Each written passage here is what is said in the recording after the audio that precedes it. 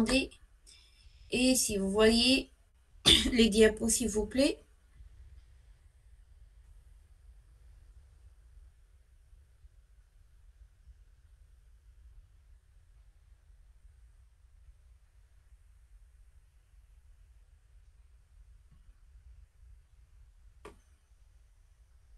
Est-ce que vous m'entendez, s'il vous plaît? Est-ce que vous voyez les diapos pour qu'on puisse commencer le cours? Très bien.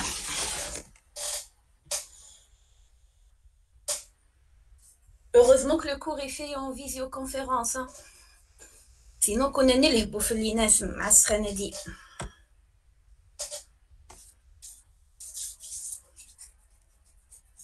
On fait la clim. Profitez-en.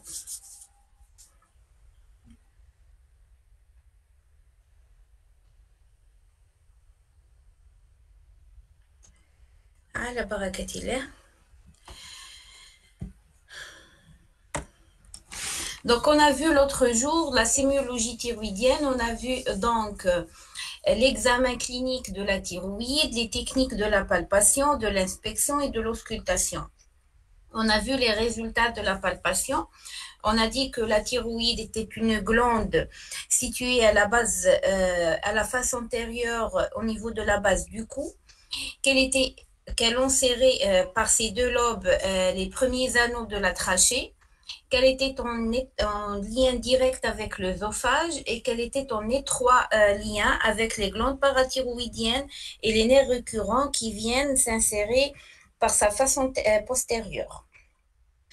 Donc, c'est une glande qui a la forme donc schématique d'un papillon, qui est mobile à la déglutition puisqu'elle est intimement liée à l'œsophage, qui est indolore, qui est de consistance élastique. D'accord? On a vu que l'hypertrophie globale de la thyroïde était appelée goitre, que ce goitre donc pouvait intéresser uniquement la moitié de la thyroïde ou bien à la totalité de la thyroïde. Il pouvait être compressif, c'est-à-dire comprimer les organes de voisinage tellement il est gros, et donc ça pouvait se traduire par des signes de compression trachéenne qui sont la dyspnée, puisqu'on va comprimer la trachée. Quand on comprime l'œsophage, ça va nous donner une dysphagie. Quand on comprime les nerfs récurrents, ça va nous donner une bitonalité de la voix. Il pouvait être aussi plongeant, c'est-à-dire se développer vers le bas et donc dépasser ses limites anatomiques qui sont le cou pour s'introduire dans le thorax, généralement vers le médiastin.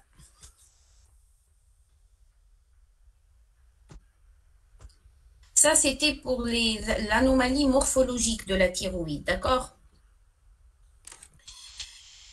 Cette hypertrophie pouvait être aussi localisée, c'est-à-dire concerner un amas de cellules uniquement, et on parlait de nodules thyroïdiens. Ça, c'était pour les anomalies morphologiques. Et on a parlé aussi de l'anomalie fonctionnelle, c'est-à-dire que la thyroïde peut être de volume normal, augmentée de taille ou bien diminuée de taille. Elle pouvait synthétiser de façon normale les hormones thyroïdiennes, ou bien il pouvait y avoir un excès de synthèse d'hormones thyroïdiennes, ou bien un déficit de synthèse d'hormones thyroïdiennes, ce qui nous définissait l'hypothyroïdie et l'hyperthyroïdie. OK? On avait vu la dernière fois donc la palpation de la thyroïde et on avait parlé des signes fonctionnels concernant donc l'hypothyroïdie. Aujourd'hui, on va voir l'hyperthyroïdie. L'hyperthyroïdie qu'on appelle aussi syndrome de thyrotoxicose. Donc, elle est commune à toutes les variétés d'hyperthyroïdie, c'est-à-dire qu'on peut avoir plusieurs situations où on va avoir un excès d'hormones thyroïdiennes circulant dans le sang. D'accord? Donc, le syndrome de thyrotoxicose ou bien d'hyperthyroïdie va témoigner d'un excès d'hormones thyroïdiennes, T3, T4 dans le sang, qui vont agir sur les organes cibles. L'intensité des signes cliniques dépend du degré de la thyrotoxicose, de sa durée et du terrain sur lequel elle s'installe. Donc, l'intensité des signes cliniques va dépendre du degré de l'hyperthyroïdie, c'est-à-dire du taux, de l'importance du taux des hormones thyroïdiennes circulant dans le sang et agissant sur les cellules cibles, de la durée de cette hyperthyroïdie, donc Une hyperthyroïdie qui s'est installée depuis 15 jours n'aura pas les mêmes signes cliniques qu'une hyperthyroïdie installée depuis 2-3 mois. Et du terrain sur lequel s'installe. Donc, si le patient a déjà d'autres pathologies, donc cette hyperthyroïdie peut venir compliquer cette pathologie.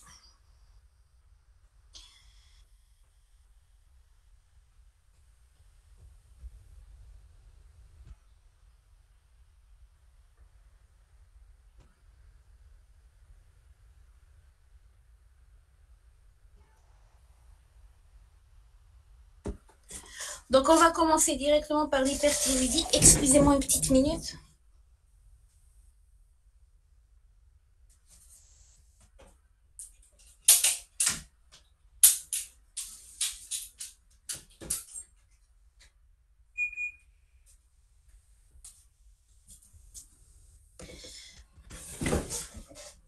Rappelez-vous, on avait dit que les hormones thyroïdiennes avaient une action ubiquitaire, c'est-à-dire qu'elles allaient avoir une action sur différentes cellules de l'organisme.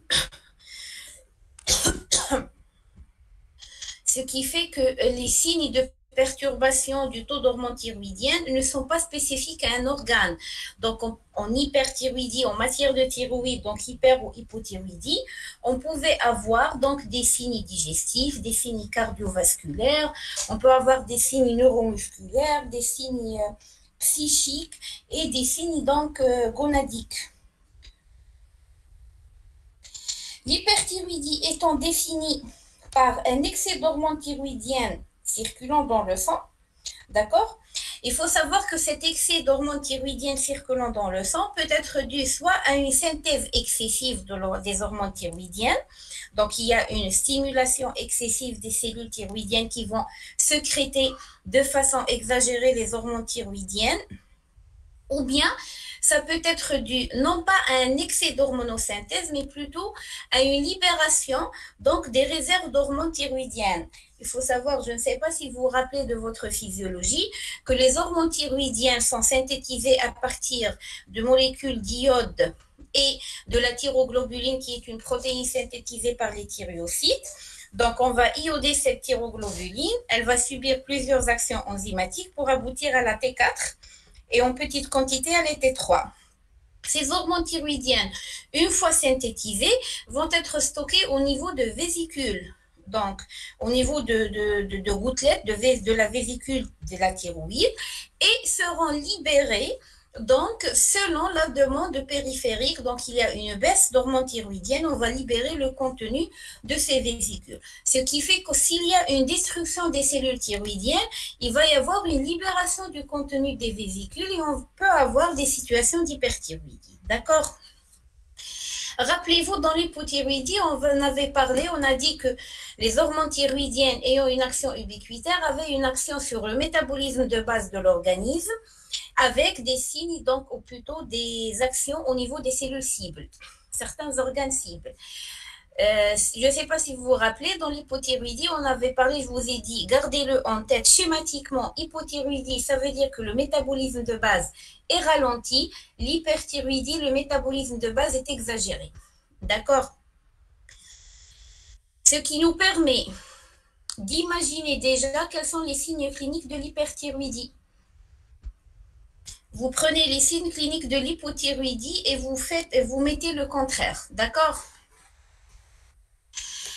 Sur le plan signes cliniques de l'hyperthyroïdie, on a des signes fonctionnels et des signes physiques.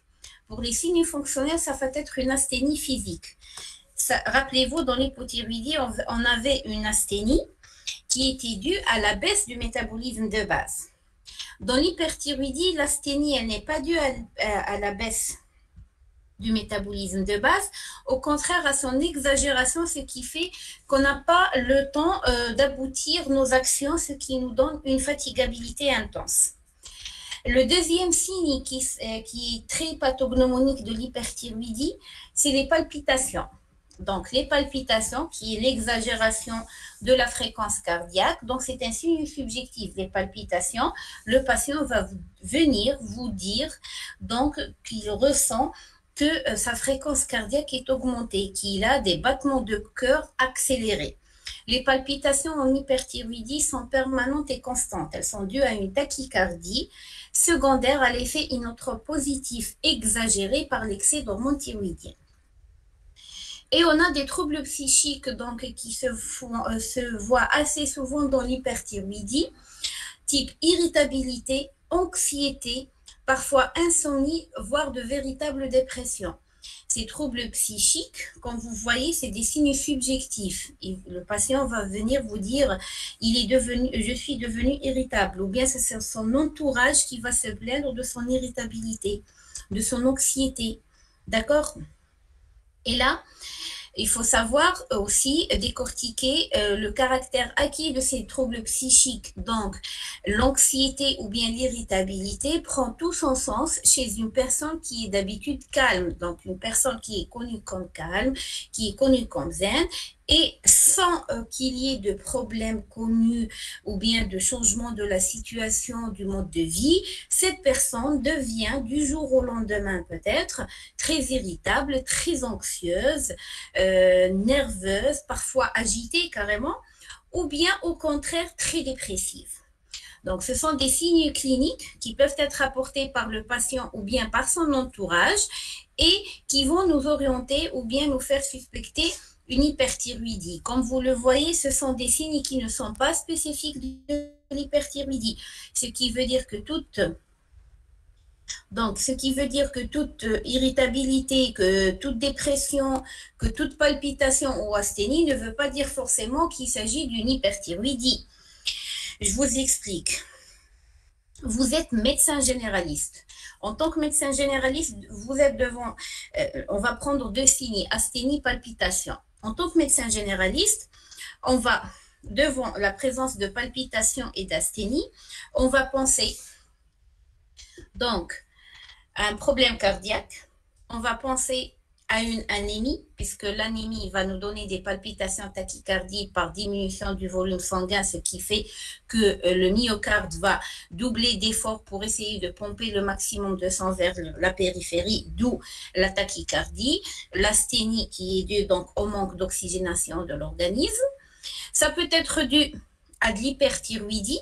D'accord? Ça peut être dû à un problème purement cardiaque, une insuffisance cardiaque par exemple. D'accord? En tant qu'endocrino, je vais penser en premier lieu à une hyperthyroïdie. En tant que cardiologue, je vais penser d'abord aux troubles du rythme, puis à autre chose. Donc, il faut toujours garder en tête, surtout en matière d'endocrino, qu'on n'a pas de signes spécifiques. Donc, et il faut, c'est d'où l'importance des différents modules que vous ayez. Donc, on va éliminer ou bien penser à des maladies selon la fréquence, leur prévalence dans la société, selon par exemple les caractéristiques, l'âge, le sexe du patient et selon un contexte général. Donc, asthénie, palpitation, à elle seule, je ne vais pas penser à une hyperthyroïdie. Mais s'il y a d'autres signes cliniques qui sont associés, là, je vais évoquer l'hyperthyroïdie. Les signes physiques. Je vous ai dit que les palpitations, c'était un signe fonctionnel, subjectif, rapporté par le patient. Le patient va venir vous dire الحكيم ولا الحكيمة قلبي يخبط بزاف. Donc, vous prenez le pouls du patient, vous trouvez une fréquence cardiaque tout à fait normale. Donc, ces palpitations ressenties par le patient sont un signe subjectif. Sa fréquence cardiaque est tout à fait normale, mais lui, il ressent donc une exagération de la fréquence cardiaque.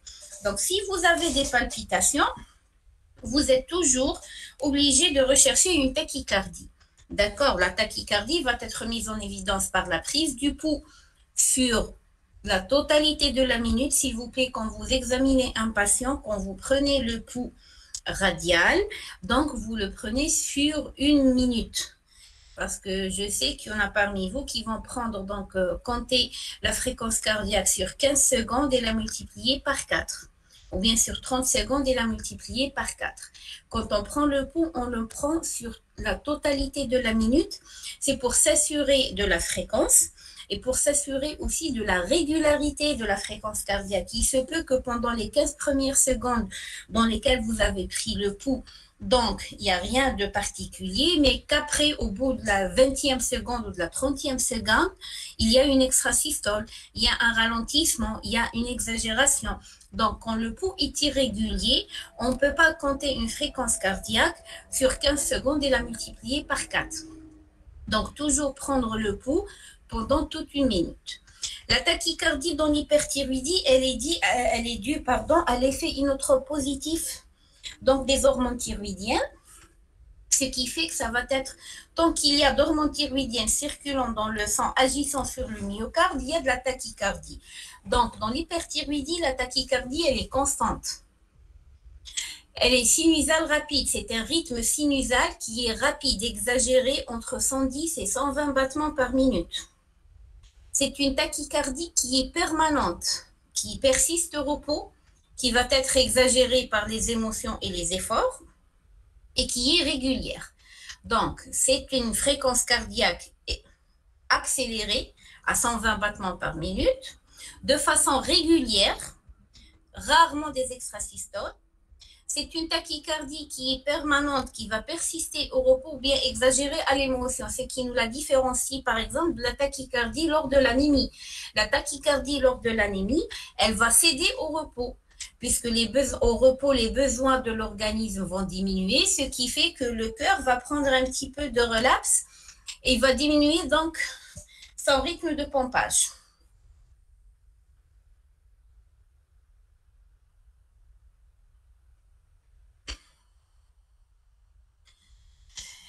Le deuxième signe clinique cardiovasculaire de l'hyperthyroïdie, c'est l'érythmisme vasculaire généralisé, c'est-à-dire qu'on va avoir un pouls qui est ample, avec une base de cou qui est frémissante, donc on va le voir au niveau de la thyroïde, au niveau des artères carotides parfois, les palpitations, l'éclat des bruits cardiaques à l'auscultation, parfois un souffle fonctionnel qui témoigne d'un débit cardiaque augmenté. D'accord? Donc, à côté de la tachycardie, on va avoir un éclat des bruits cardiaques et un souffle fonctionnel qui témoigne d'un débit cardiaque élevé. Et si vous n'auscultez pas et vous ne reconnaissez pas les bruits cardiaques normaux, vous n'allez jamais reconnaître un éclat du bruit cardiaque ou bien un assourdissement des bruits du cœur. Donc, plus vous faites d'auscultation, plus vous auscultez des patients, plus vous allez reconnaître le normal pour pouvoir distinguer le pathologique.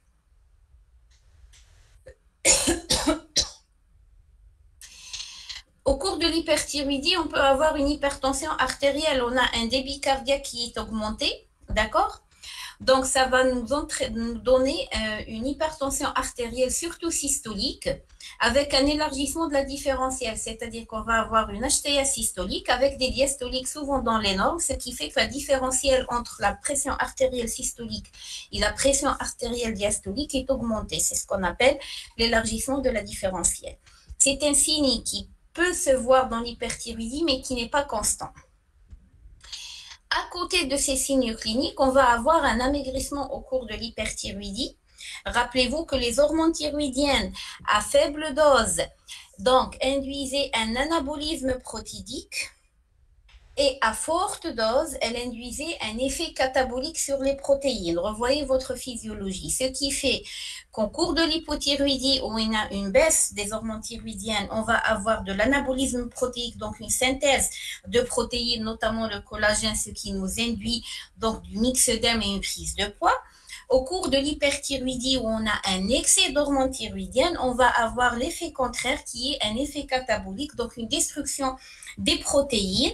Les protéines étant surtout présentes au niveau des muscles, on va avoir donc un amaigrissement qui va contraster avec un appétit conservé, c'est-à-dire que le patient va se plaindre d'une perte de poids alors qu'il mange tout à fait normalement comme à son habitude. Donc, amaigrissement, toujours dans votre observation médicale, je pense que vous l'avez fait au début, donc dans la première unité, quand on parle d'amaigrissement, normalement on doit le chiffrer, c'est-à-dire amaigrissement, ça veut dire qu'il y a une perte de poids objectivée, pas une différence de poids sur une période donnée. Donc, quand vous chiffrez cette perte de poids, vous allez parler, le patient présente un amaigrissement de 6 kilos s'étalant sur 2 mois, par exemple. Si vous n'avez pas le poids antérieur du patient, et vous venez de prendre son poids et il vous dit qu'il a perdu du poids, là, vous allez parler de notion d'amaigrissement non chiffré puisqu'on n'a pas le poids antérieur. D'accord?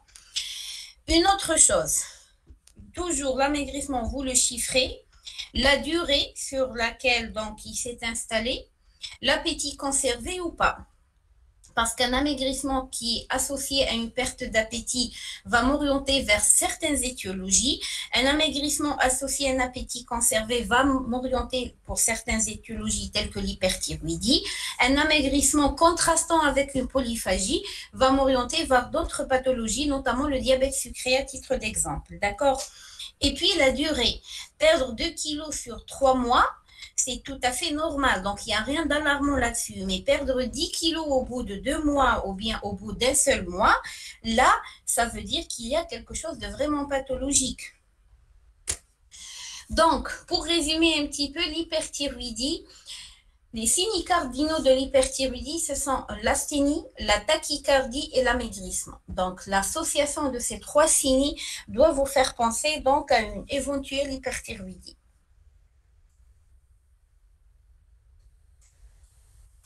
Pour ce qui est des troubles neuromusculaires, excusez-moi, je cherche, donc j'essaie de vérifier s'il n'y a pas de retardataire, c'est tout.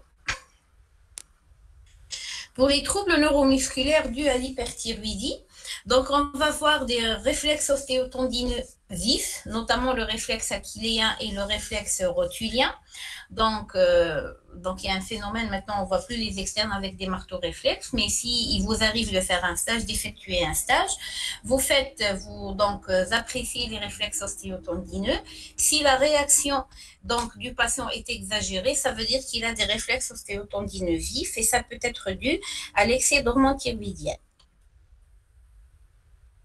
On a une faiblesse musculaire, d'accord, une fatigabilité à l'effort, qu'on peut rechercher par le signe du tabouret, donc qui est positif dans le cas de l'hyperthyroïdie. C'est quoi le signe du tabouret? Le signe du tabouret, c'est qu'on va demander au patient en position debout de s'accroupir et de se relever sans prendre d'appui. Donc, s'il arrive à se relever sans prendre d'appui, c'est bien, c'est-à-dire c'est le normal. S'il n'arrive pas à le faire, il doit s'appuyer sur quelque chose. Donc, ça peut témoigner d'une asthénie musculaire, notamment au niveau du quadriceps de la cuisse. D'accord? Donc, le patient, il est debout. S'il n'arrive pas à le faire, il se peut qu'il y ait une amyotrophie ou bien une asthénie au niveau donc du quadriceps de la cuisse, qui est parmi les muscles les plus importants et les plus consistants dans le corps. Autre signe donc neuromusculaire, neurologique lié à l'hyperthyroïdie, ça va être le tremblement fin des extrémités. Donc, l'hyperthyroïdie, c'est un signe qui est assez souvent remarqué chez les patients qui présentent une hyperthyroïdie. Un tremblement des extrémités qui est fin, qui est rapide et permanent et involontaire, bien sûr. D'accord? Donc, on le recherche au niveau des membres supérieurs, soit par l'attitude du serrement ou bien par l'examen à la feuille, et aux membres inférieurs par l'appui sur la pointe du pied au sol. Donc, au niveau des membres supérieurs, vous demandez à votre patient de faire le serrement. Donc, de soulever sa main, par exemple, gauche ou droite, comme si il va faire un serrement. Et donc, en faisant ce geste-là, vous allez remarquer que sa main tremblote de façon très excessive. D'accord? Sinon, vous lui demandez de détendre les bras bien tendus et vous allez déposer avec les mains qui sont à plat, vous allez déposer au-dessus de ses mains, sur ses mains, une feuille de papier et donc vous allez remarquer que la feuille de papier tremblote de façon très très rapide, donc de façon très très fine. Pour les membres inférieurs, on demande au patient de s'appuyer sur la pointe du pied et donc en s'appuyant sur la pointe de pied, on va mettre en évidence ce tremblement fin des extrémités. Donc on va voir le pied qui tremblote et le patient ne peut pas tenir longtemps. Donc, c'est ça le tremblement des extrémités. Donc, c'est un tremblement fin, rapide, permanent et involontaire. Et c'est un signe qui est assez fréquent. Parfois, le patient va s'en rendre compte parce qu'il n'arrive plus à faire des activités de précision, notamment par exemple l'écriture. Donc en écrivant, comme il a un tremblement fin, donc l'écriture devient très perturbée. D'accord. C'est comme si que la ligne de base de l'ECG était parasitée. Donc, il n'arrive plus à écrire de façon fluide. Donc, l'écriture devient très pointue. Ou bien, c'est une personne qui n'arrive plus, par exemple, à mettre le fil au niveau de l'aiguille. Donc, parce que c'est un travail de précision, donc c'est une activité de précision. Et comme il a un tremblement des extrémités, il n'arrive pas, donc sa main va trembloter, il ne pourra pas mettre le fil au niveau de l'aiguille. Ce sont parfois ces gestes-là qui vont attirer l'attention du patient. C'est les gestes de précision, donc qui deviennent très laborieux et qui font que le patient va peut-être suspecter quelque chose de maladif, puisque l'amaigrissement, il peut le prendre sur le compte de l'asthénie, de la perte de l'appétit, etc. Donc, ça ne le dérange pas pour autant. Les palpitations, il va dire, je suis surmenée, c'est pour ça que j'ai des palpitations. Mais là, quand les tremblements fins sont là, qui n'arrivent plus à faire un travail de précision, surtout si les activités quotidiennes, il y en a parmi elles beaucoup d'actions de précision, ça va vraiment lui mettre la puce à l'oreille. Rappelez-vous, on a dit qu'on a une exagération du métabolisme de base, notamment de la thermogénèse. Les hormones thyroïdiennes avaient une action sur la thermogénèse au niveau des centres, donc de la thermogénèse 3e et 4e ventricule donc du cerveau. Et là, dans l'hypothyroïdie, on avait donc une frilosité avec une baisse de la température corporelle. Dans l'hyperthyroïdie, on va avoir une thermophobie, c'est-à-dire une sensation de chaleur exagérée avec hypersudation et moiteur des mains et des pieds. Schématiquement, on dit que l'hypothyroïdien, c'est quelqu'un qui a froid en plein été, que l'hyperthyroïdien, c'est quelqu'un qui a chaud en plein hiver. D'accord? Donc, le patient, il va présenter une sensation d'hyperthermie alors qu'en dehors de toute fièvre, bien sûr, et en dehors de toute chaleur extérieure. Sur le plan musculaire, on a une accélération du transit intestinal par exagération de la motilité intestinale, ce qui nous donne une diarrhée motrice. Bien sûr, on va pas penser directement à l'hyperthyroïdie devant toute diarrhée. C'est après avoir éliminé les autres causes de diarrhée en dehors du contexte général qui nous oriente déjà vers une hyperthyroïdie. D'accord? Madame, il y a des gens qui n'arrivent pas à On peut aussi avoir des troubles du cycle menstruel chez la femme. Donc, au début, l'hyperthyroïdie, normalement, ça va nous donner une hyperstimulation de l'axe gonadotrope. Mais cette hyperstimulation, on peut avoir une petite période, une très courte période où on a des ménométrorragies, c'est-à-dire un cycle menstruel qui est raccourci. Mais ça va rapidement laisser place à une aménorrhée, c'est-à-dire parce que là, pour avoir une menstruation chez la femme, on doit avoir une cyclicité bien précise de la sécrétion de la FSH-LH qui va être perturbée par l'hyperthyroïdie puisqu'elle va être accélérée, donc on n'aura plus cette sécrétion cyclique, ce qui fait qu'il n'y aura plus de menstruation et il y aura une anovulation. Donc, on peut passer par une petite période de ménométrorragie avec raccourcissement du cycle menstruel dû donc à l'hyperstimulation ovarienne qui va laisser place par la suite à une aménorrhée carrément.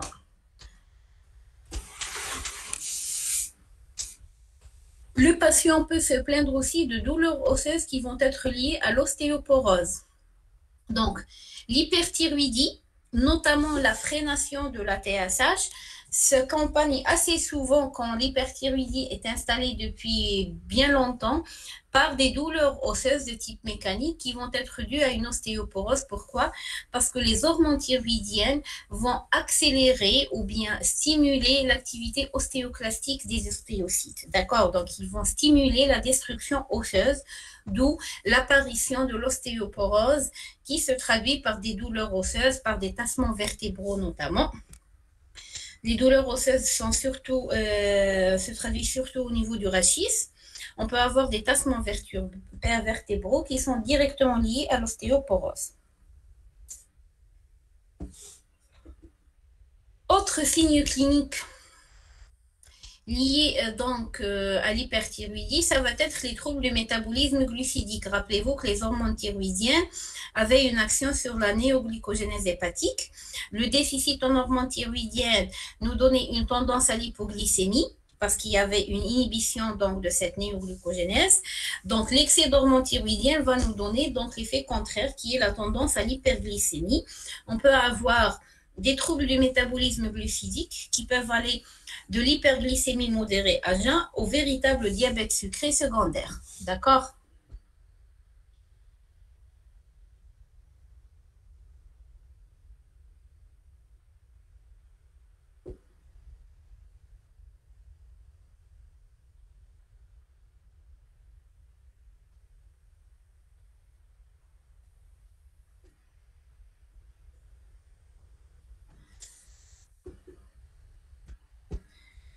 Donc, ça, c'était en résumé les signes cliniques de l'hyperthyroïdie. J'espère que c'est compris, que...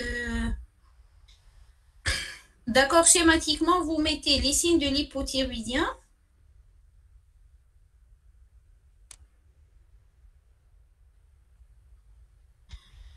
Vous êtes en train de me dire qu'il y a des gens qui n'arrivent pas à accéder à la réunion. Donc, je suis en train de vérifier au fur et à mesure pour accepter les gens. Hein. C'est le lien de la dernière fois. C'est le même lien de la dernière fois.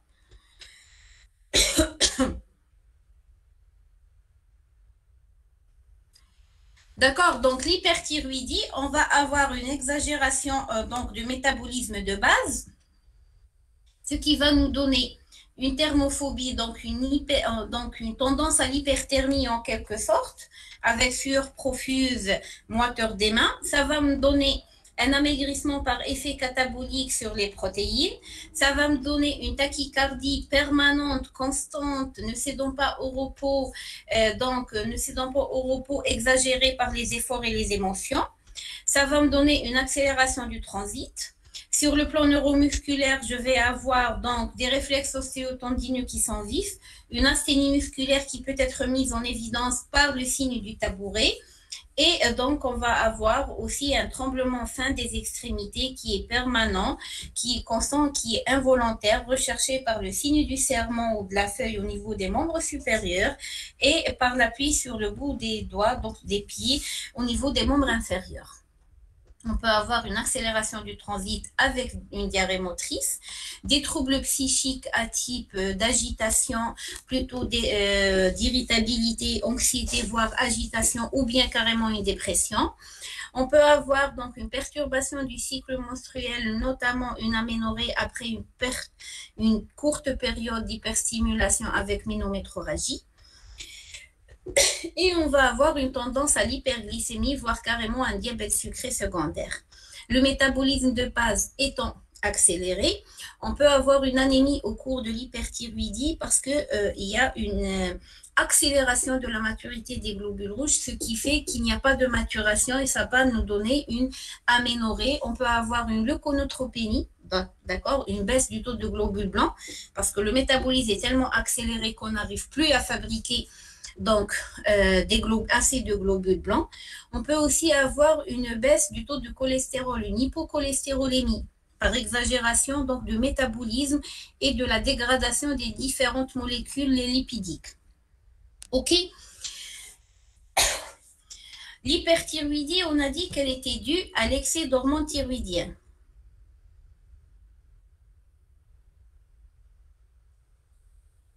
Donc l'hyperthyroïdie est due à l'excès d'hormones thyroïdiennes. Ce qui fait que le diagnostic de l'hyperthyroïdie devant tous ces signes cliniques qu'on vient de citer, on a dit que c'était des signes qui ne sont pas spécifiques de l'hyperthyroïdie, d'accord? Donc, devant tous ces signes cliniques, on suspecte une hyperthyroïdie. Qu'est-ce qu'on fait pour poser le diagnostic? On va doser le taux d'hormones thyroïdiennes circulant dans le sang, l'FT3 et l'FT4. D'accord? Si le taux d'hormones thyroïdiennes est élevé, Ça veut dire qu'il s'agit d'une hyperthyroïdie et donc tous les signes cliniques que présente le patient sont dus à cet excès d'hormones thyroïdiennes. Si le taux d'hormones thyroïdiennes est tout à fait normal, on va rechercher une autre pathologie. C'est pas une hyperthyroïdie. C'est pas parce qu'on fait des palpitations avec amaigrissement et diarrhée qu'on a forcément une hyperthyroïdie. D'accord? Donc, vous mettez en évidence cet excès d'hormones thyroïdiennes qui confirme le diagnostic d'hyperthyroïdie, donc élévation de la T3 et de la T4, vous allez compléter par le dosage de la TSH à la recherche de la cause de cette hyperthyroïdie. Rappelez-vous, notre axe thyrotrope, on a dit que les hormones thyroïdiennes étaient synthétisées et sécrétées sous l'action de la TSH qui répond elle-même à la TRH hypothalamique et qu'elle avait un effet de feedback sur le taux donc, des hormones stimulantes hypophysaires. Donc, si le taux d'hormones thyroïdiennes périphériques, l'FT3 et l'FT4 augmente, le signal part à l'hypothalamus qui va baisser sa sécrétion de TRH, ce qui va induire une baisse réflexe de la sécrétion de la TSH qui va induire une baisse de la synthèse des hormones thyroïdiennes, donnant le temps de consommer ces hormones thyroïdiennes excessives dans le sang pour normaliser le taux de ces hormones. D'accord? Donc, si on a une élévation de la T3 et de la T4, on s'attend à ce que la TSH soit basse. Si la TSH est basse, ça veut dire que c'est une hyperthyroïdie d'origine périphérique. C'est la thyroïde qui, excusez-moi le terme, qui est en train de déconner et qui est en train de sécréter donc des hormones thyroïdiennes de façon excessive sans répondre à la freination de la TSH. Normalement, si le taux de TSH est bas, la cellule thyroïdienne ne sécrète plus, ne synthétise plus d'hormones thyroïdiennes. Si le taux de TSH est bas alors que le taux d'hormones thyroïdiennes est toujours élevé, ça veut dire que la thyroïde ne répond plus à l'hypophyse. Si le taux de TSH est franchement élevé, ça veut dire que notre thyroïde, elle est saine, elle est en train de sécréter de façon exagérée les hormones thyroïdiennes parce qu'elle est stimulée de façon exagérée par l'hypophyse qui peut être elle aussi stimulée de façon exagérée par l'hypothalamus. Donc, FT3, FT4 élevé, confirmation du diagnostic de l'hyperthyroïdie, TSH pour le diagnostic étiologique. TSH franchement basse, c'est une hyperthyroïdie d'origine périphérique due à une anomalie au niveau de la thyroïde.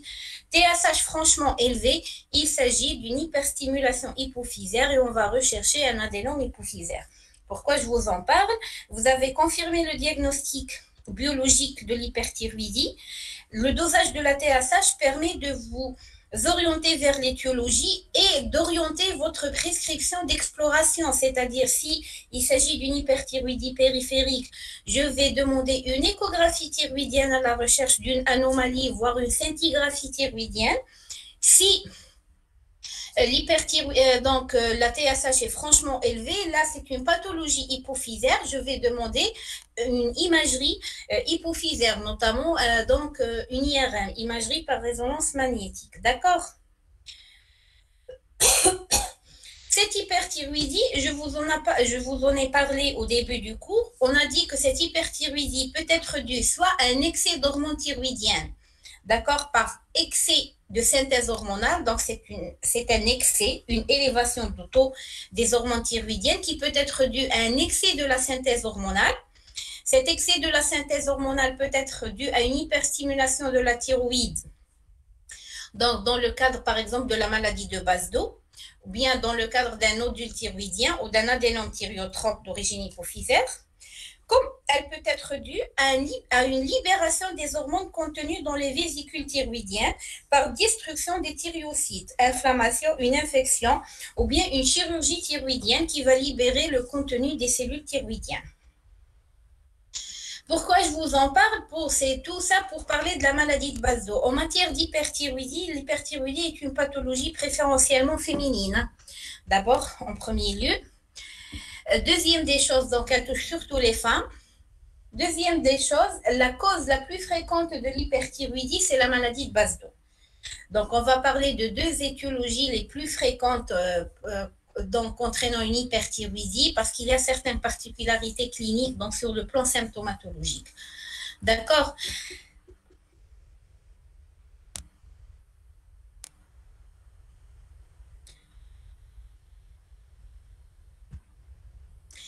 D'accord, donc, La maladie de Basdo, c'est une pathologie auto-immune, d'accord, qui va être due à la présence ou bien la fabrication par l'organisme d'auto-anticorps antirécepteurs de la TSH qui vont stimuler le thyréocyte de façon permanente, entraînant une production excessive de la FT3, FT4. Donc, ce sont des anticorps qui sont dirigés contre les récepteurs de la TSH. Donc, ils vont bloquer le récepteur de la TSH comme s'il y avait de la TSH qui s'y est mise, et donc ça va entraîner une stimulation de l'hormonosynthèse de façon permanente, alors que la TSH n'arrive plus à accéder à ce récepteur. D'accord? C'est ça la maladie de Basdo. Elle se traduit par une thyrotoxicose, donc des signes d'hyperthyroïdie, avec un goitre et avec une exophthalmie, une ophtalmopathie basdoïvienne qu'on appelle. D'accord? C'est une pathologie auto-immune, donc elle peut être associée à d'autres pathologies auto-immunes. Elle peut être déclenchée au cours de la grossesse. Donc, la maladie de Basdo, elle va associer hyperthyroïdie, donc les signes qu'on vient de voir, l'amaigrissement contrastant avec un appétit conservé, les palpitations avec la tachycardie permanente, constante, ne cédant pas au repos et donc exagérée par les efforts et les émotions. On peut avoir donc une asthénie, une diarrhée, on peut avoir de l'hypertension artérielle, on peut avoir avec élargissement de la différentielle, on peut avoir des réflexes ostéotendineux vifs avec une asthénie musculaire, signe du tabouret positif, et donc des tremblements fins des extrémités, et on va avoir de l'irritabilité, de l'anxiété, voire de la dépression. Tout ça, ce sont des signes cliniques de l'hyperthyroïdie. À côté de cette hyperthyroïdie, on va avoir un goitre et une exophthalmie, donc une ophtalmopathie basdoïvienne. Le goitre dans la maladie de Basdo, c'est un goitre qui est diffus, qui est homogène, qui est mobile à la déglutition, indolore, élastique et hypervascularisé. Donc, c'est un goitre diffus, homogène, donc il n'y a pas de nodule, donc c'est une augmentation généralisée du volume de la thyroïde, qui est mobile à la déglutition parce qu'il est fait de cellules de thyréocytes normaux fonctionnels, qui est indolore à la palpation, il est élastique, il n'est pas induré, et il est hypervascularisé, avec parfois un souffle à l'auscultation, d'accord, qui prédomine donc à prédominance systolique. Donc, quand vous auscultez la thyroïde, dans la maladie de Basdo, vous allez trouver un souffle. C'est ce qu'on appelle le trile vasculaire. D'accord, le goitre dans la maladie de Basdo, il est dû, elle est faite donc thyrostimulant en quelque sorte de la TSH, puisque les anticorps qui sont dirigés contre les récepteurs de la TSH, ce sont des anticorps qui vont se lier aux récepteurs de la TSH, entraînant les effets de la TSH, ce qui fait qu'ils vont entraîner une stimulation de la croissance cellulaire, d'où le goitre, et une stimulation de l'hormonosynthèse, avec bien sûr blocage, donc élévation du taux d'hormone thyroïdienne et diminution de réflexe de la TSH. À côté de ce goitre diffus, on va avoir une exophthalmie. Donc, l'exophthalmie, c'est la protrusion des globes oculaires. C'est une exophthalmie bilatérale et symétrique, d'accord? C'est une exophthalmie exagérée. Je ne sais pas si peut-être je vais remonter un petit peu l'image pour que ça soit mieux visible. Voilà. D'accord? Il faut savoir qu'en matière d'ophtalmopathie basdoïvienne, c'est-à-dire les signes oculaires au cours de la maladie de Basdo, il faut savoir que les signes oculaires peuvent précéder les signes d'hyperthyroïdie et qu'ils ont une évolution indépendante de l'hyperthyroïdie. Ce que je veux dire par là, quand vous faites le diagnostic de la maladie de Basdo, que le patient présente des signes d'hyperthyroïdie et des signes oculaires avec un goitre, vous mettez votre patient sous traitement. La mise sous traitement de votre patient va normaliser le taux des hormones thyroïdiennes. Il va y avoir avec le temps une diminution du volume du goitre, parfois donc reprise du volume de la thyroïde, mais l'exophthalmie ou bien les signes oculaires peuvent ne pas céder au traitement antithyroïdien de synthèse et donc rester, elles sont permanentes. D'accord? C'est ce que je veux dire par une évolution indépendante. Elles peuvent même se compliquer. D'accord? Donc, les signes oculaires au cours de la maladie de Basdo sont des signes qui évoluent indépendamment de l'hyperthyroïdie et qui peuvent même précéder l'installation de l'hyperthyroïdie. Donc, ils seront dus à la présence de récepteurs cellulaires de la TSH au niveau de la graisse périorbitaire. C'est ce qui expliquerait donc cette exophthalmie, donc, parce que c'est une exophthalmie qui est due à une hyperplasie et donc de la graisse périorbitaire. Exophthalmie, ça veut dire que c'est une protrusion des globes oculaires.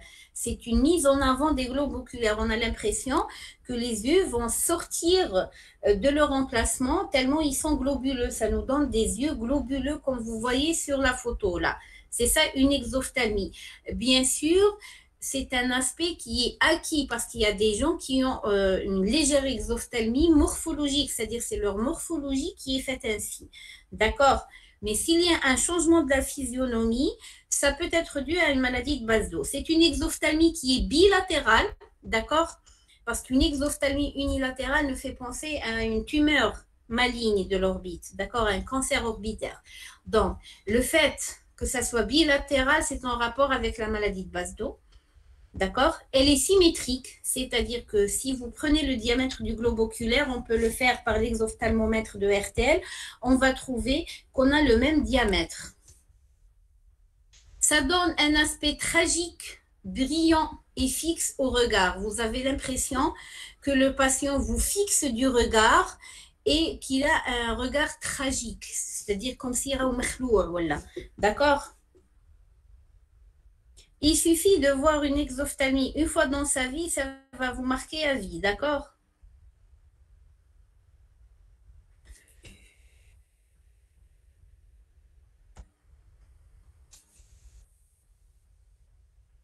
Donc, la présence de ces récepteurs cellulaires au niveau de la graisse orbitaire va faire que ces cellules, donc de la graisse autour de l'orbite, donc va être sensible à l'action des anticorps antirécepteurs à la TSH.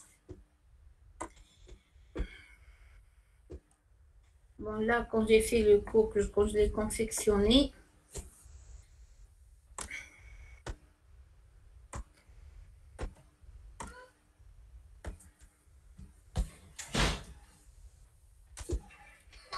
excusez-moi une petite minute. Oui, maman.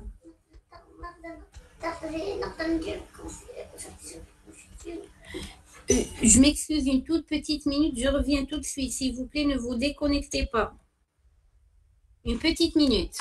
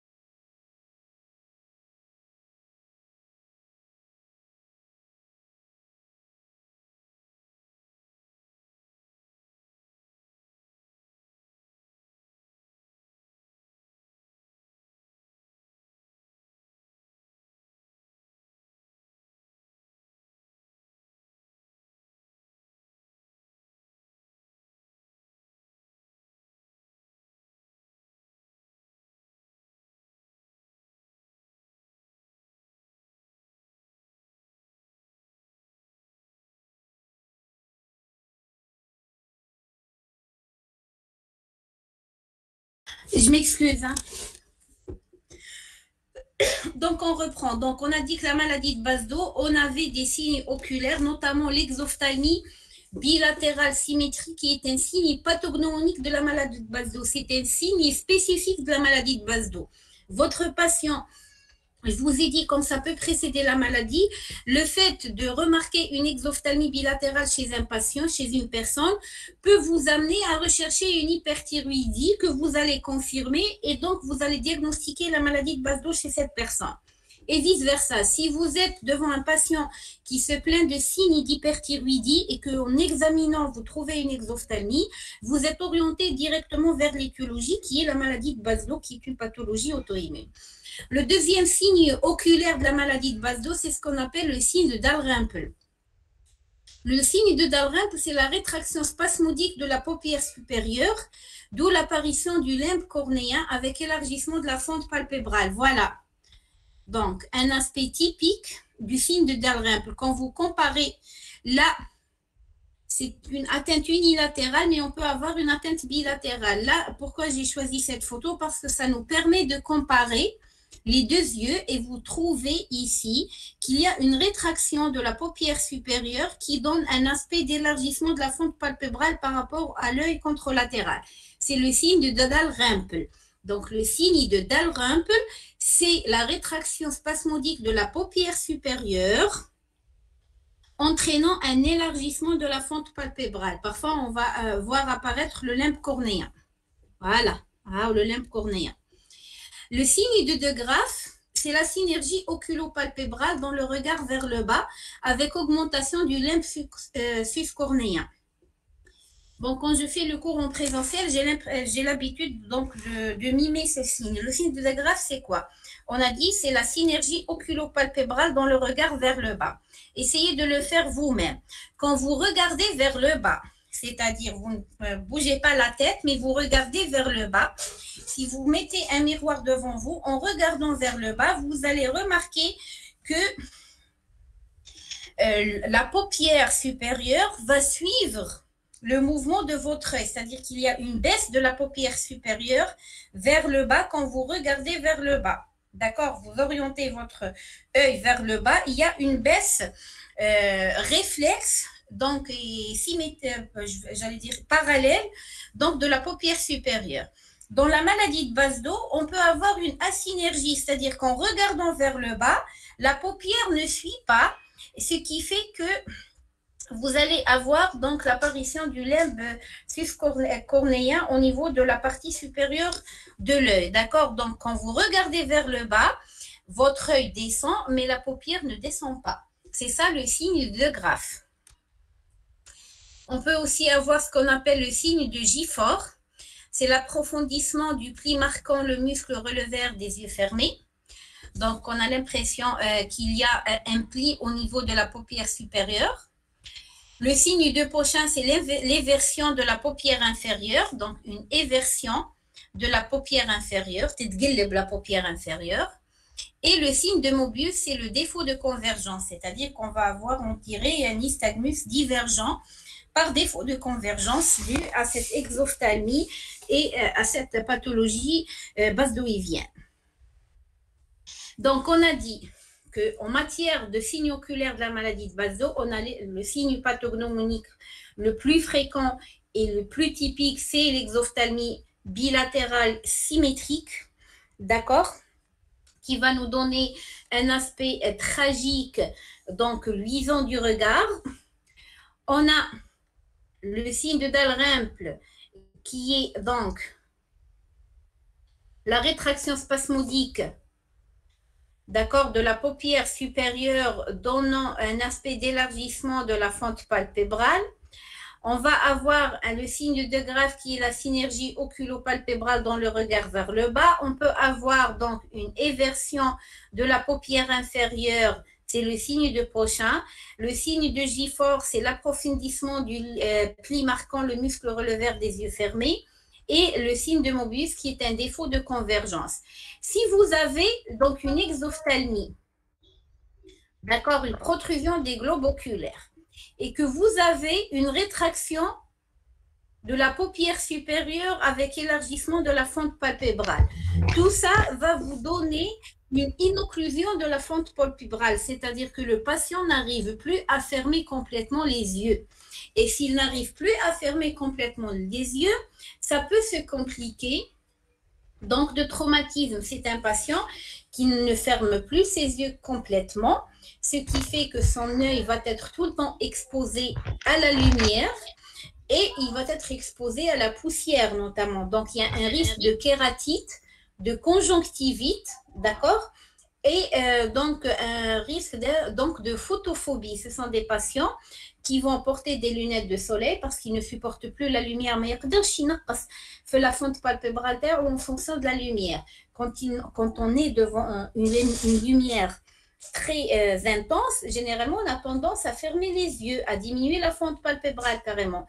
Le maladie de Basdo ne peut pas faire ça, ce qui fait qu'il va développer une photophobie.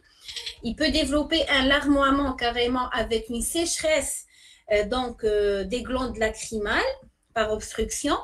Donc, il n'arrive plus à fermer les yeux quand il y a de la poussière, ce qui fait que la poussière va s'introduire au niveau de l'œil. Ça peut définir des conjonctivites, voire carrément des kératites. D'accord? Ça, c'était la maladie de Basdo. Donc, la maladie de Basdo, c'est une pathologie auto-immune avec des anticorps antirécepteurs de la TSH qui vont stimuler de façon permanente la cellule thyroïdienne, d'où une croissance cellulaire, ce qui expliquerait le goitre, et une hormonosynthèse permanente, ce qui expliquerait l'hyperthyroïdie.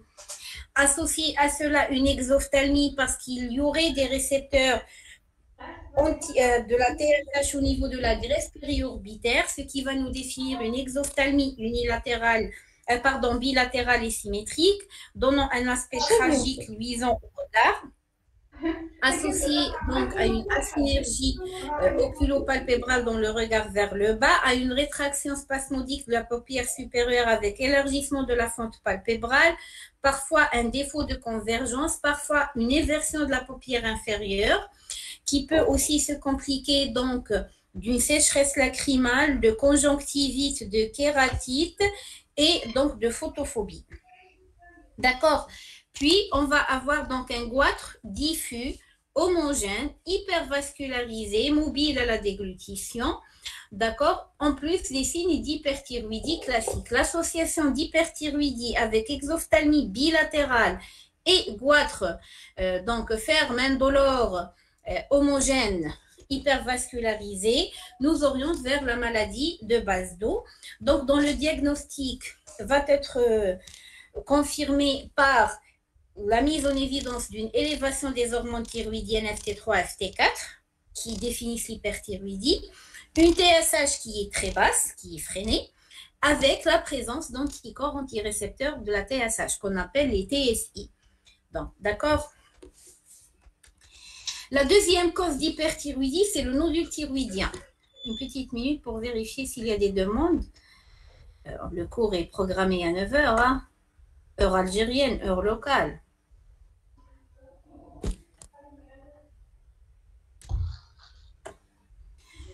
La deuxième cause de l'hyperthyroïdie, c'est ce qu'on appelle le nodule thyroïdien. Quand vous le voyez sur la photo, c'est ça, le nodule thyroïdien.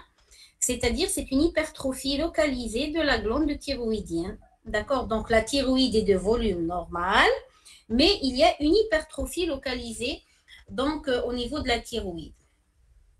Sur le plan clinique, ça peut se traduire par une masse au niveau de la face antérieure de la base du cou. D'accord, une petite masse comme ça arrondie généralement, qui va être confirmée par la palpation. Donc, en palpant la thyroïde, on peut palper cette masse, cette petite masse arrondie. La palpation permet de mettre en évidence les caractéristiques de cette masse. Est-ce qu'il s'agit d'une masse qui est douloureuse, avec une rougeur de la peau, avec une chaleur locale, ou plutôt c'est une masse qui est indolore? Est-ce qu'il s'agit d'une masse qui est molle, donc, ou bien de consistance élastique, ou bien carrément dure à la palpation? Est-ce qu'il s'agit d'une masse qui est mobile par rapport au plan superficiel et profond, ou bien c'est une masse qui est immobile, d'accord, bien adhérente aux deux plans? Bien sûr, pardon. Donc, la présence d'une telle masse va nous faire rechercher systématiquement la présence d'adénopathie cervicale, d'accord? On va palper les différentes chaînes ganglionnaires à la recherche d'adénopathie satellite. Pourquoi? Parce que ce nodule thyroïdien, il peut être tout à fait bénin, c'est-à-dire c'est une hypertrophie localisée de cellules thyroïdiennes bénignes, ou bien ça peut être un cancer de la thyroïde. Quand il s'agit d'un nodule thyroïdien bénin, il peut être hyperfonctionnel, c'est-à-dire j'ai une thyroïde, donc j'ai un taux un nombre X de cellules thyroïdiennes qui assurent une hormonosynthèse. Si j'ai X plus Y qui est ce nodule, et que cet Y sécrète lui-même des hormones thyroïdiennes, donc les hormones thyroïdiennes de X, c'est-à-dire de la glande thyroïdienne, plus les hormones thyroïdiennes sécrétées par le nodule, ça peut nous donner un excès d'hormones thyroïdiennes. Donc le nodule thyroïdien peut être pourvoyeur d'une hyperthyroïdie. D'accord? Bien sûr, on va confirmer le diagnostic par une échographie pour s'assurer qu'il s'agit d'une masse bien thyroïdienne. Parfois, on aura recours à la scintigraphie et si on met en évidence une hyperthyroïdie, cette hyperthyroïdie va être rattachée à ce nodule thyroïdien et le traitement sera donc un traitement antithyroïdien. On va donner des médicaments qui bloquent l'hormonosynthèse thyroïdienne pour faire opérer le patient. D'accord? La troisième cause d'une hyperthyroïdie, ça peut être aussi le goitre multinodulaire, c'est-à-dire qu'on peut avoir une augmentation du volume de la thyroïde, donc un goitre, avec présence de plusieurs nodules, comme ici on a 3 nodules, d'accord? Et ces nodules peuvent être hypersécrétants, donc entraînant une hyperthyroïdie. Bien sûr, ce ne sont pas les seules causes d'une hyperthyroïdie, donc, mais j'ai parlé des causes les plus fréquentes. Donc, les causes les plus fréquentes de l'hyperthyroïdie, c'est la maladie de Baslow, qui est une pathologie auto-immune, c'est le nodule thyroïdien et le goitre multinodulaire, qu'on appelle aussi goitre multinodulaire toxique. D'accord? On a plusieurs autres causes d'hyperthyroïdie que vous allez aborder l'année prochaine, Inch'Allah. Donc, les hormones thyroïdiennes sont impliquées dans le métabolisme de base et influencent plusieurs appareils dans le corps humain. Toute perturbation dans la sécrétion de ces hormones en excès aura des conséquences sur le fonctionnement du corps humain, pouvant se compliquer jusqu'à mettre en jeu le pronostic fonctionnel, voire vital, d'où l'intérêt de la prise en charge adéquate. Il faut savoir que l'hyperthyroïdie, parfois, peut se compliquer de ce qu'on appelle une crise aiguë thyrotoxique, c'est-à-dire une élévation très importante d'hormones thyroïdiennes, et ce qui va entraîner une exagération de tous les signes cliniques. Donc, on avait une thermophobie, on va avoir une hyperthermie franche, dépassant les 42 degrés Celsius. Donc, une tachycardie qui va se compliquer par des troubles du rythme cardiaque, donc fibrillation auriculaire avec risque de thrombus de l'oreillette gauche, voire carrément une fibrillation ventriculaire. Qui dit fibrillation ventriculaire dit arrêt cardiaque. On peut avoir donc un amaigrissement très important. On va avoir une asthénie musculaire très importante pouvant concerner les muscles respiratoires et le patient sera en insuffisance respiratoire. Donc, il faut savoir que devant toute suspicion d'hyper ou d'hypothyroïdie d'ailleurs, vous ne perdez rien en demandant un dosage d'hormones thyroïdiennes. Vous pouvez faire le diagnostic d'une hyperthyroïdie, commencer le traitement pour éviter les complications. Donc, merci pour votre attention. On passe aux questions, pardon. D'accord?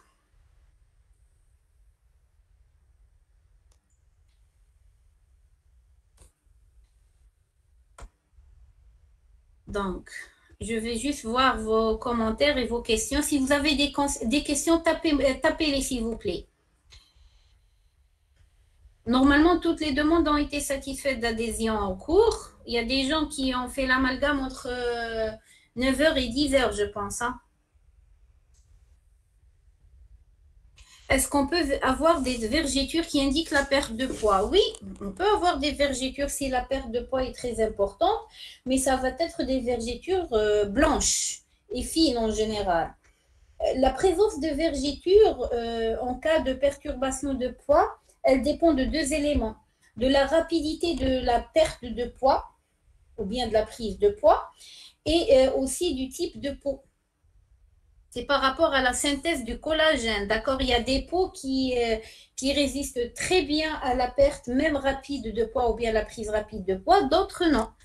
Mais les vergetures ne sont pas un signe d'hyperthyroïdie, c'est une conséquence, si vous voulez dire, si on peut dire, de l'amaigrissement.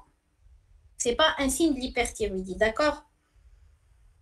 Donc, nous, on peut trouver des vergetures, mais ce n'est pas un signe d'hyperthyroïdie.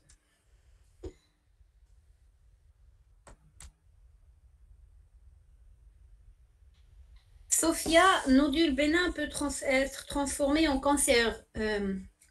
Bon, c'est un petit peu compliqué, mais oui. Le nodule peut se cancériser à n'importe quel moment, d'accord? Donc, c'est une hypertrophie localisée faite de cellules donc, de thyréocytes normales qui fonctionnent normalement, qui vont synthétiser des hormones thyroïdiennes, qui répondent à la stimulation de la TSH, etc. Mais avec le temps, ça peut évoluer vers un cancer, d'où l'intérêt en matière de nodules thyroïdiens d'une surveillance régulière, de faire, généralement, on opte pour une scintigraphie et pour une cytoponction pour orienter notre décision thérapeutique. Mais un nodule thyroïdien bénin peut devenir un cancer donc, au bout de quelques années d'évolution. Il y a plusieurs arguments qui entrent en considération, d'accord? Il y a beaucoup d'arguments ou de facteurs qui vont nous orienter vers une éventuelle cancérisation du nodule thyroïdien.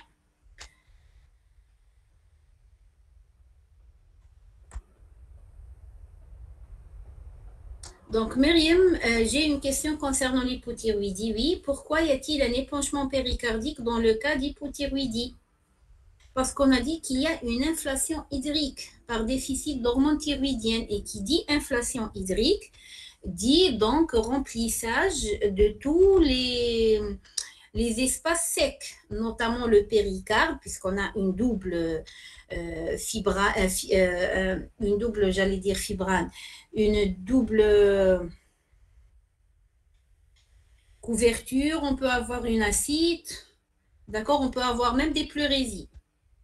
J'espère que j'ai compris, j'ai répondu à votre question, Myriam.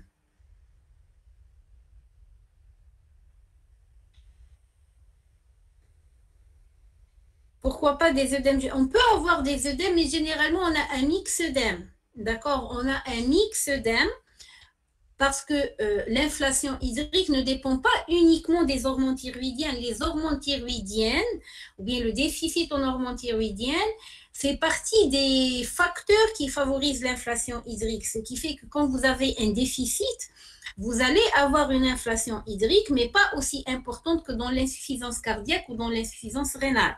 D'accord? C'est pour ça qu'il n'y a pas d'œdème vraiment généralisé.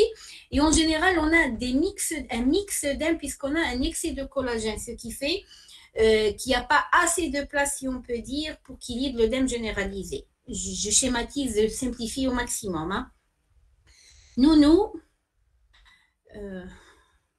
Alors, l'étiologie de l'hyperthyroïdie, c'est maladie de base d'eau, nodule thyroïdien. Donc, maladie de base d'eau, nodule thyroïdien, goitre multinodulaire.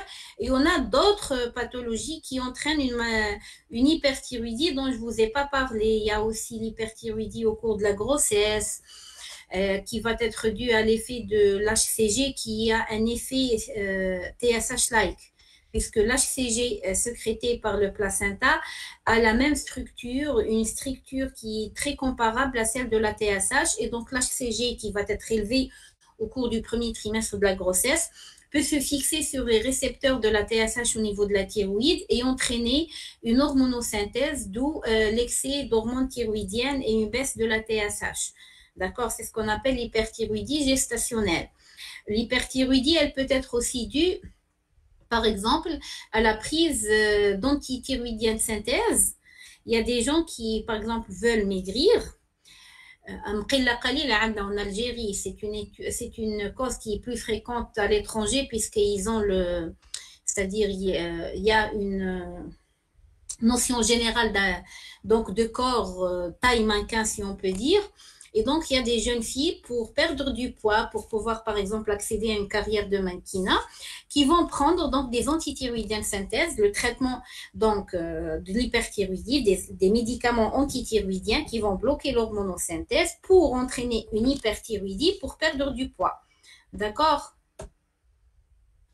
C'est ce qu'on appelle l'hyperthyroïdie factice.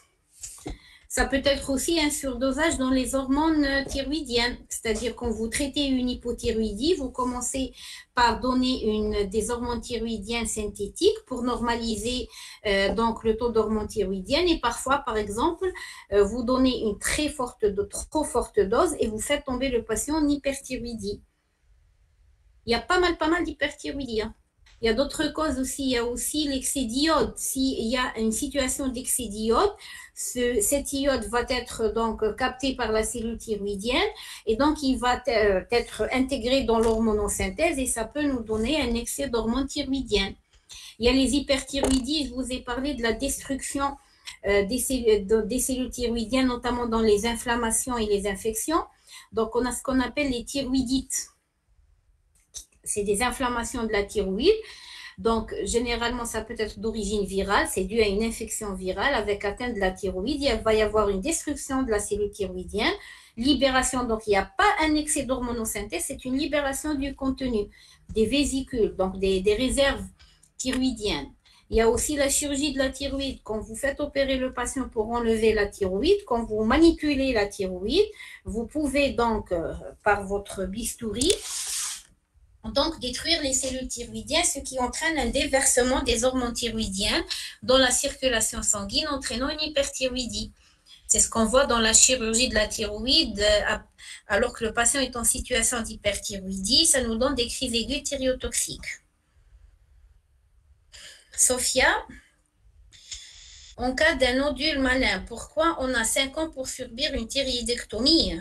Non, non, non, non, non. Je ne sais pas où est-ce que vous avez vu ça, Sophia. En cas de nodule malin, la chirurgie se fait d'emblée, directement. Dès qu'on obtient la normalisation des taux d'hormones thyroïdiennes, on fait opérer le patient pour enlever le nodule, voire une thyroïdectomie. D'accord? Il n'y a pas le délai de 5 ans. Sinon, vous développez plus votre question pour que je puisse répondre. Vous êtes devant un nodule suspect de malignité ou bien carrément malin, vous avez fait une cytoponction, c'est un nodule malin.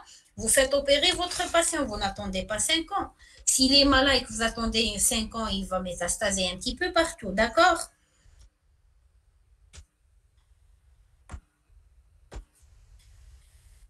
Anis, est-ce qu'on rencontre tout l'ensemble des signes précédents dans la maladie de Basedow ou seulement un goitre et exophthalmie?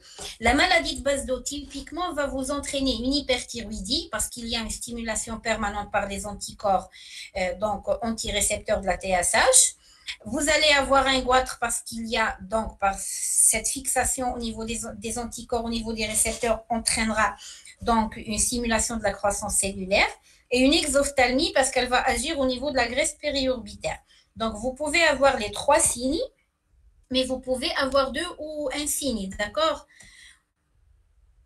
Généralement, en matière de maladie de Basedow, goitre et hyperthyroïdie vont de pair. Les patients qui ont une maladie de Basedow, pratiquement, ont goitre et hyperthyroïdie.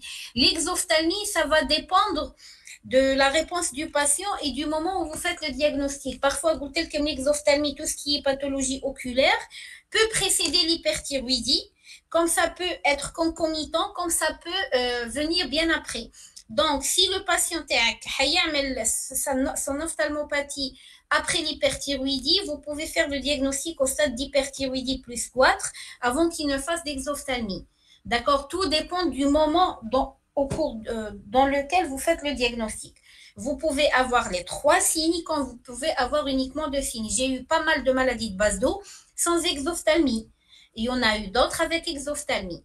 J'espère que j'ai répondu à votre question à Nice. Donc, on peut avoir hyperthyroïdie, goitre et exophthalmie, comme on peut avoir uniquement hyperthyroïdie et goitre. En général, l'hyperthyroïdie et le goitre sont toujours présents. Et puis, il ne faut pas oublier, je vous ai dit que c'est une maladie auto-immune. Donc, si par exemple, vous suivez un patient pour une pathologie auto-immune, notamment une endocrinopathie, par exemple diabète type 1 ou bien insuffisance rénalienne d'origine auto-immune. Ce sont des patients chez qui on va dépister les pathologies, les endocrinopathies auto-immunes de façon systématique, c'est-à-dire, je suis mon patient pour un diabète type 1 et chaque année, je lui demande des anticorps antirécepteurs à la TSH. Si je les trouve positifs élevés, ça veut dire que si je trouve les anticorps positifs, donc je viens de dépister un début de maladie de Basedow, je peux faire le diagnostic avant même que le patient ne tombe en hyperthyroïdie, ni en exophthalmie, ni en goitre. Mais les signes pathognomoniques de la maladie de Basedow, c'est hyperthyroïdie, goitre et exophthalmie.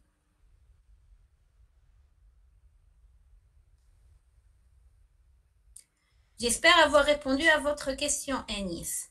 Nounou, donc l'hyperthyroïdie, c'était 3T4 élevé, pas forcément qu'il y ait une augmentation de la taille de la thyroïde. Je vous ai dit, il faut faire la part des choses. L'hyperlipothyroïdie, c'est par rapport, c'est ce qu'on appelle l'anomalie de la fonction thyroïdienne, l'anomalie fonctionnelle, c'est-à-dire est-ce qu'il y a une élévation de l'hormonosynthèse ou bien au contraire, il y a un déficit d'hormonosynthèse, d'accord? L'augmentation de la taille de la thyroïde, elle est indépendante. Ce que je veux dire par là, vous pouvez trouver, tout dépend des étiologies. Quand vous faites de la sémiologie, je ne veux pas vous noyer avec les détails de la pathologie. Vous pouvez avoir une thyroïde de taille normale en situation d'hyperthyroïdie, une thyroïde de taille normale en situation d'hypothyroïdie.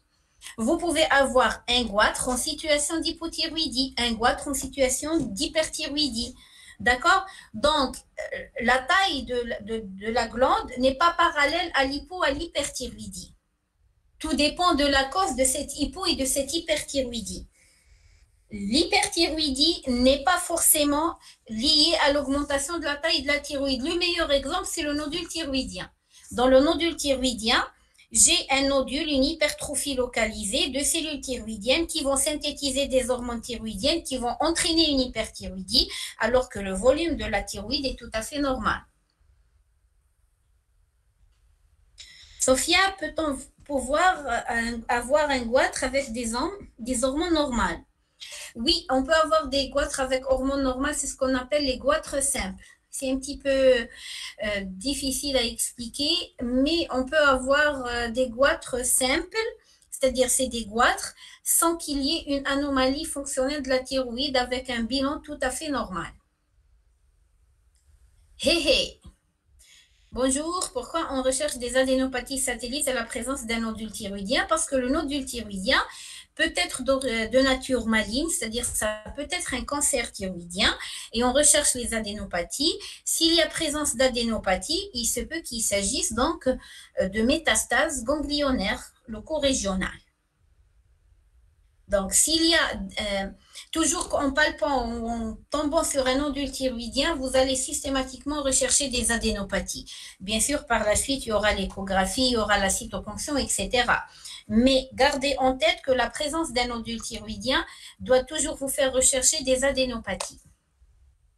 Parce que vous avez un nodule thyroïdien avec adénopathie et il s'avère que le nodule est suspect, c'est-à-dire vous faites une cytoponction, il y a des cellules qui présentent des anomalies nucléaires, vous faites une ponction de l'adénopathie également, là, donc vous êtes dans l'urgence thérapeutique. Il peut s'agir d'un cancer qui s'est métastasé au niveau des ganglions, et donc s'il est métastasé au niveau des ganglions, il peut métastaser un petit peu partout.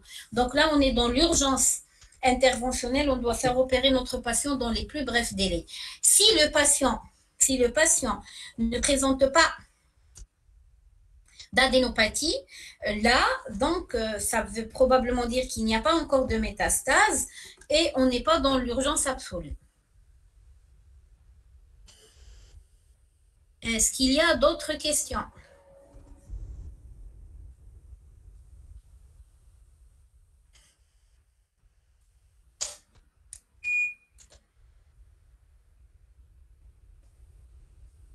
Il n'y a pas d'autres questions?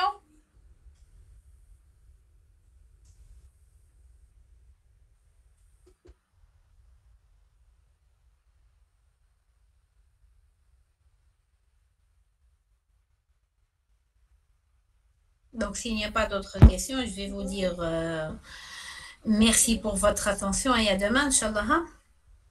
Merci à vous, madame. Je ne sais pas si la déléguée est parmi vous.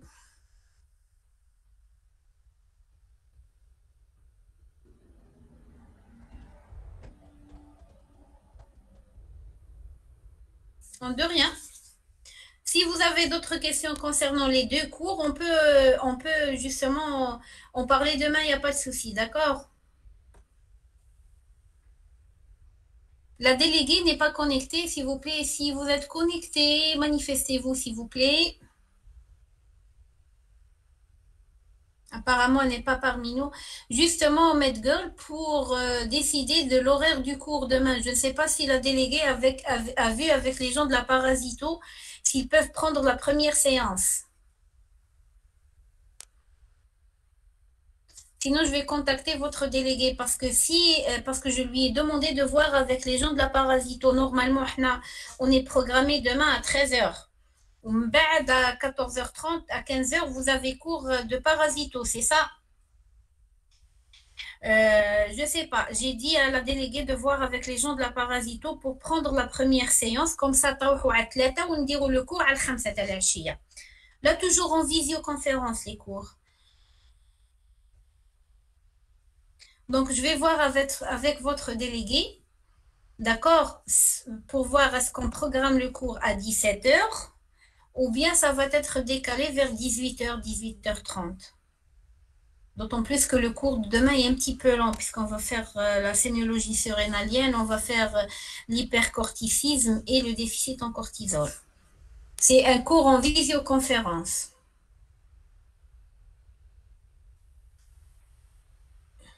Non, si vous faites la parasito à 13h, on fera le cours à 17h, puisque تقاوم الواحدة ل3 تروحوا ترتحوا